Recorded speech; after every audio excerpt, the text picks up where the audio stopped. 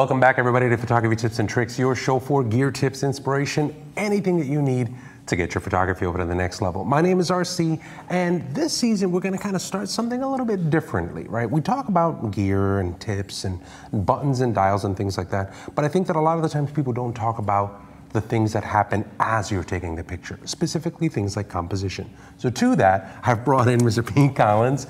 Pete is an educator, he is an illustrator, he is a photographer, and you're doing a series of workshops that highlight things like composition and details and things that you're supposed to be paying attention to. Right, I've got a couple friends, we're doing these personal workshops where we're doing kids photography, but in that we're teaching a lot about composition and the things that are in the frame that can either make or break your image. Right, so to that end, you're going to be talking a little bit now about details and how details can really affect most of that stuff. So talk us through that. Okay, well, it's one of the things that your eye is drawn to. There's several things, I've got a whole list of them, but today we're going to talk about detail.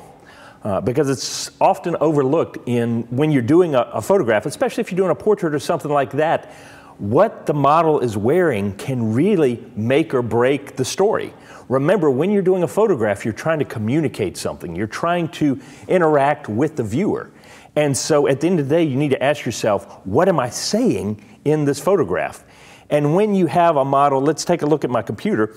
Say you've got this model right here, and it's about her and her attitude or whatever, but where does the eye go in all this? We've got the door, we've got the back, the windows and stuff like that is one thing, but then especially what she's wearing. Let's look at this dress right here. Now, I did a quick little, this isn't my greatest Photoshop maneuver ever, but look at the difference between before and after.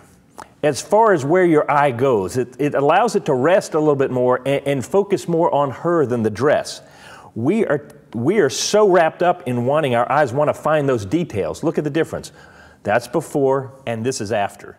See the difference it makes in where your eye goes. Our eye craves detail, and we love to have detail on our images, but it can really become a distractor if we're not careful. Let me show you the difference. Here we have two different images. And let's say you were supposed to shoot a shoot for a dress company. All right, on the right, the detail is enhanced. You want to see the detail in the dress. The story is all about the dress.